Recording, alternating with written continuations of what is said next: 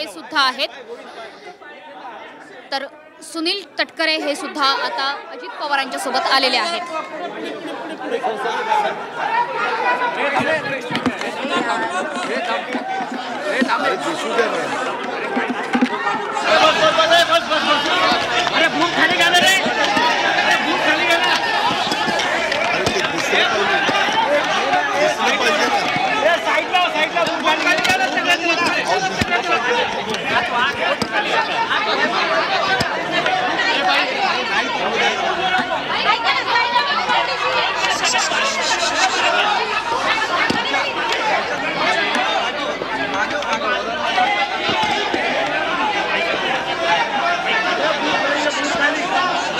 सर्व पत्रकार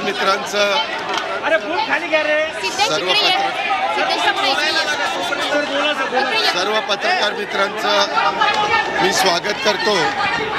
काल मी आपल्याला सगळ्यांना संध्याकाळी सांगितलेलं होतं की मी ज्यावेळेस सोमवारपासून प्रांताध्यक्ष सुनील तटकरे साहेबांनी सोमवार ते शुक्रवार स्थानिक स्वराज्य संस्थांच्या ज्या निवडणुका लागलेल्या आहेत त्या निवडणुकीच्या निमित्तानं आढावा बैठका संपूर्ण राज्यातल्या वेगवेगळ्या जिल्ह्यांच्या ठेवलेल्या होत्या आणि त्याचा शेवट आज आम्ही करणार होतो।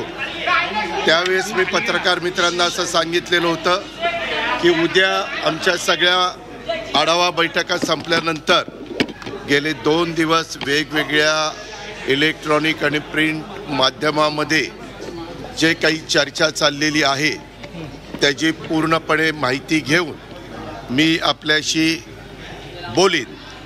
तर त्याच्या आणि माझी काही भूमिका आहे ती स्पष्ट करीन। आपल्याला सगळ्यांना माहिती आहे की मी पहिल्यांदा तुमच्याशी बोललो त्यावेळी स्पष्टपणे सांगितलेलं होतं आजपर्यंतच्या माझ्या गेल्या 35 वर्षाच्या राजकीय जीवनामध्ये मी कधी नियम सोडून कुठलं काम त्या ठिकाणी केलेलं नाही। मागे माझ्यावर 2009-10ला आरोप झाले परंतु ते आरोप कुठेही सिद्ध झाले नाही। त्याच्यात अनियमितता होती, श्वेतपत्रिका काढली हेही आपल्याला सगळ्यांना ज्ञात आहे। परंतु त्याच्यामध्ये मधून एक कॉमेंट्स करून त्याच्यात टार्गेट करण्याचा प्रयत्न करतात। ह्या व्यवहारामध्ये देखील मला अजिबात काही माहिती नव्हतं। माहिती असतं तर मी लगेच सांगितलं असतं हो मला विचारून ते व्यवहार झालेला आहे। आणि मी कुणालाही माझ्या जवळच्या घरातल्या नातेवाईकांनी, माझ्या मुलांनी, माझ्या जे कोणी जवळचे सहकारी असतील यांनी कुणी जरी व्यवहार केला किंवा काही गोष्ट केली तर त्यांना मी सांगत असतो की संपूर्ण गोष्ट कायद्याच्या नियमाला धरूनच त्या ठिकाणी केली पाहिजे। आता या व्यवहारामध्ये मी जी माहिती घेतली त्याच्यामध्ये चर्चा मोठ्या प्रमाणावर सुरू झाल्यावर आपल्या राज्याचे मुख्यमंत्री नागपूरला होते त्यावेळेस मी त्यांच्याशी फोनवर संपर्क साधला आणि मी त्यांना सांगितलं जरी माझ्या घरातल्या जवळच्यांशी संबंधित असणारा हा विषय असला तरी तुम्ही राज्याचे प्रमुख आहात, तुम्हाला जे काही नियमाप्रमाणे करावं लागेल ह्याची चौकशी करावी लागेल, काय तुमच्या मनामध्ये समिती नेमायची असेल, जे काही करायचं असेल कारण आपण एवढ्या मोठ्या राज्याचं नेतृत्व करतात ते करा। मला माझा त्या गोष्टीला पाठिंबाच राहील कारण शेवटी वस्तुस्थिती आरोप करणं सोपं असतं परंतु त्या आरोपातली वस्तुस्थिती काय आहे हे जनतेला कळणं देखील तितकंच महत्त्वाचं असतं। याबद्दलची माहिती घेतल्यानंतर तुमच्या लक्षात येईल की ह्या व्यवहारामध्ये 1 रुपया पण दिला गेला नाही तरी मोठे आकडे सांगितले, मोठ्या गोष्टी सांगितल्या गेल्या आणि विरोधकांनी पण आम्हाला वेगवेगळ्या पद्धतीनं टार्गेट करण्याचा प्रयत्न केला। साहजिकच आहे विरोधक त्याचा बदनाम म्हणजे आम्हाला टार्गेट करण्याचा प्रयत्न करणारच, तो त्यांचा अधिकार आहे, त्या खोलात मला जायचं नाही। परंतु मला आज संध्याकाळी कळालं की ह्यामध्ये ते जे काही डॉक्युमेंट झालेले होते ते सगळे कॅन्सल करण्यात आलेले आहेत। जो काही व्यवहार झालेला होता तो कॅन्सल करण्यात आलेला आहे। दुसरी गोष्ट या राज्याचे ॲडिशनल चीफ सेक्रेटरी रेव्हेन्यू यांच्या अध्यक्षतेखाली काही विभागीय आयुक्त आणि काही वेगवेगळे मान्यवर यांची समिती आजच काहीतरी जाहीर करण्यात आलेली विभागीय आयुक्त पुणे, अप्पर मुख्य सचिव महसूल मुद्रांक नोंदणी, जमाबंदी आयुक्त आणि संचालक भूमी अभिलेख नोंदणी महानिरीक्षक व मुद्रांक नियंत्रक पुणे जिल्हाधिकारी पुणे आणि सहसचिव मुद्रांक महसूल व वन विभाग आणि त्यांना ह्या संदर्भामध्ये ह्या सगळ्याची चौकशी करून हे साधारण 1 महिन्याच्या आत हा अहवाल सादर करावा अशा पद्धतीनं सूचना केलेल्या आहेत की मौजे मुंढवा तालुका पुणे शहर जिल्हा पुणे येथील सर्वे नंबर 88 मधील जमीन खरेदीच्या दस्तामध्ये झालेल्या अनियमिततेबाबत चौकशीसाठी चौकशी समिती नियुक्त केलेली आहे. तिनं पण पारदर्शकपणे काम करावं. साहजिकच आहे, राज्यातल्या प्रमुखांनी सांगितल्यावर त्यांचं कामच आहे. आणि हे अधिकारी जर तुम्ही बघितले तर विकास खारगेंचं गेले अनेक वर्षाचं काम एक तर आताच्या क्षणाची एक मोठी बातमी आपल्याकडे येते. झी 24 तासचा दणका हा जो व्यवहार झालेला होता तो रद्द झाल्याची माहिती. ह्या निमित्तानं एक गोष्ट सांगायची, मी राज्याचा उपमुख्यमंत्री असल्यामुळं माझ्या कुठल्याही अधिकाऱ्यांना सगळ्या संबंधित क्लास 1 क्लास 2 IAS IPS या सगळ्या अधिकाऱ्यांना मला सूचना करायची की इथून पुढं देखील कुठल्याही प्रकारचं प्रकरण जर तुमच्या पुढं आलं तर ते नियमाला धरून नसेल तर अजिबात कुठलाही प्रेशर खाली न येता सरळ त्याला काट मारायची. कुणी माझ्या जवळचा नातेवाईक असो नाहीतर कुणी माझ्या नावाचा वापर करून कुणी काही केलेलं असलं तर हे मला चालत नाही, चालणार पण नाही. पण एक गोष्ट झाली, हे 2 दिवस तुम्ही सगळ्या मीडियाने ह्या सगळ्या गोष्टी चालवल्या कारण ती माहिती तुम्हाला मिळालेली होती. शेवटी मीडियाचं कामच आहे काय आहे ते तुमच्या लक्षात येईल ते दाखवणं. पण त्याच्यामध्ये अजून पण इतर वेगवेगळे बाबी आमच्या वेगवेगळ्या भागातनं, मला वाटतं बारामतीतनं पण काही असं झालं आहे तसं झालं आहे. माझं म्हणणं की ज्यांच्याकडं ह्याबद्दलचे चुकीच्या गोष्टी झालेल्या असतील त्या सर्व बाबींची चौकशी संबंधित अधिकाऱ्यांनी करावी. मागच्याही काळामध्ये जे कुठले व्यवहार झाले असतील त्याच्यामध्ये कुठंही आपण नियमाला बगल देऊन कुठल्याही गोष्टी केलेल्या नाहीत. तो माझा स्वभाव नाही. मी अतिशय स्पष्टपणे ह्या गोष्टी तुमच्या माध्यमातून राज्यातल्या जनतेलाही सांगू इच्छितो. आणि गेले 2 दिवस ह्याच्याबद्दल जे काही बातम्या आल्या आणि त्याच्यातून माझ्याबद्दल गैरसमज झालेला असेल तर त्यांनाही ह्याबद्दल अतिशय स्पष्टपणे मी सांगू इच्छितो. आणि ह्यामध्ये एकही पैशाचा व्यवहार झालेला नाही.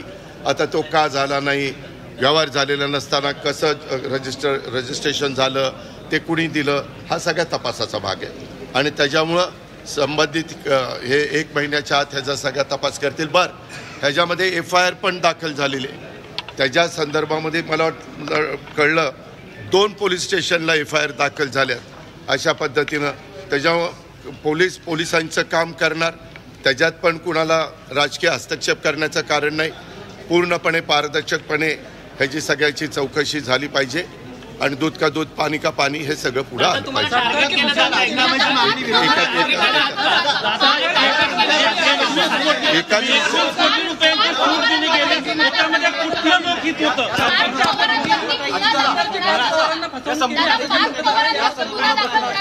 त्यामध्ये चौकशी होईल ना, कुणी कुणाची फसवणूक केली आणि कुणी चुका केल्या त्याबद्दलची सगळी चौकशी होईल. कुणी सांगितल्यामुळे हे घडलं, कुणाचे फोन गेलेले होते, कुणी त्याच्यामध्ये दबाव आणलेला असेल तर दबाव आणला होता का, आणला होता तर कुणी आणला होता, आणला नव्हता तर मग कुणी अधिकाऱ्यांनी असं कसं केलं, ह्या सगळ्या गोष्टी चौकशी समिती पुढे.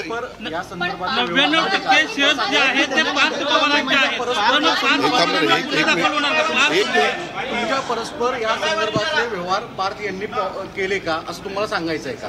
याबद्दल नाही, मला हा व्यवहार झालेला माहिती नव्हता. सागर, मी तुला स्पष्टपणे सांगतो, माहिती असता तर मी तुम्हाला आधीच सांगितलं असतं हो या व्यवहारात मला माहिती आहे. मी नाही रे बाबा, ज्यावेळेस कधी कुणी काही चर्चा करतं ते कुठल्याही व्यवहाराची असो, कुठलाही व्यवहार कुणी मला विचारलं तर मी सांगतो जे काही नियमाप्रमाणे असेल ते करा. नियमाच्या बाहेर जाऊन कुणी केलेलं मला त्या ठिकाणी चालणार नाही. मी आज दुपारी माझ्या ऑफिसच्या प्रत्येक अधिकारी जे आहेत त्यांनाही विचारलं की तुम्ही DCM ऑफिसमधनं कुणाला फोन करून दबाव आणला का. कुणीही त्याचा दबाव आणलेला नाही. या व्यवहार झाला असं अरे एकाने बोला ना.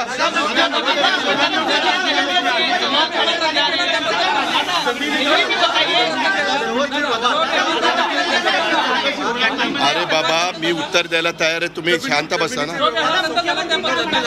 एक मिनिट जमिनीचे व्यवहार रद्द झाले असं तुमचं सांगणं आहे, म्हणजे नेमकं काय झालं? नाही ते जे काही रजिस्ट्रेशन होतं ते कॅन्सल करण्यात आलेलं आहे. त्याच्यामध्ये आता ते रजिस्टर ऑफिसला काय तिथं सादर केलं मला एवढीच माहिती मिळाली. ते सगळं रद्द करण्यात आलेलं आहे.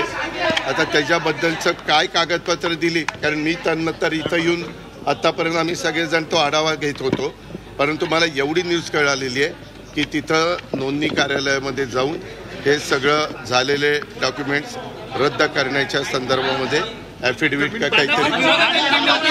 अरे ऐका ना,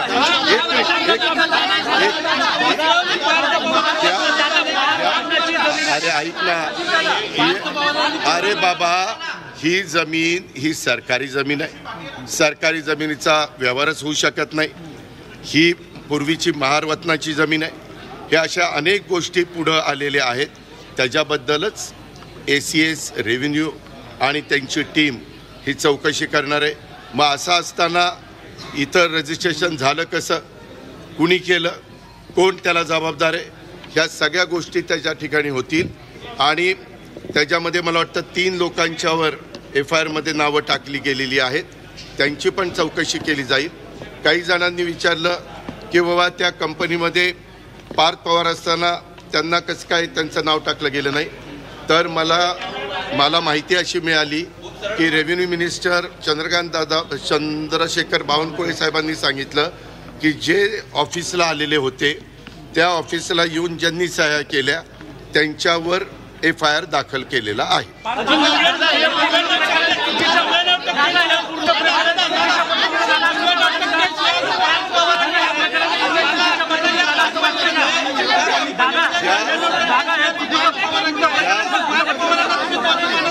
याबद्दलची कुठली माहिती ही इत्थंभूत सगळी हे काय आहे कसं आहे, कारण काही जणांनी ह्या जमिनीचा 2005-06 काही पैसे देऊन व्यवहार केलेला होता.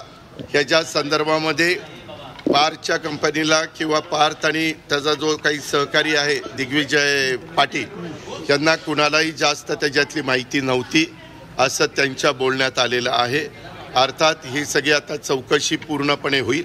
1 महिन्यामध्ये हे सगळं पुढं येईल आणि ते पुढं आल्यानंतर त्याच्यातनं वस्तुस्थिती आपल्याला सगळ्यांना कळेल. नंबर 1 आणि नंबर 2 मी पुन्हा सांगतो, इथनं पुढं देखील आता एखादं प्रकरण निघालं की आणखीन काही ना काही कुणी ना कुणी नवीन प्रकरण काढतात. कुठलीही प्रकरणं असली तरी संबंधित अधिकाऱ्यांनी त्या प्रकरणाची रीतसर चौकशी करावी. ती माझ्या कुठल्याही नातेवाईकांशी संबंधित असली तर अजिबात अधिकारी वर्गाने घाबरण्याचं काही कारण नाही. आपल्याला पदापेक्षा कायदा श्रेष्ठ आहे. आपल्याला बाबासाहेब आंबेडकरांचं संविधान श्रेष्ठ आहे आणि त्याच्यावर त्याचाच आदर सगळ्या अधिकाऱ्यांनी आणि ऑफिसर लोकांनी केला पाहिजे हे मी स्पष्टपणे ह्या निमित्तानं त्यांना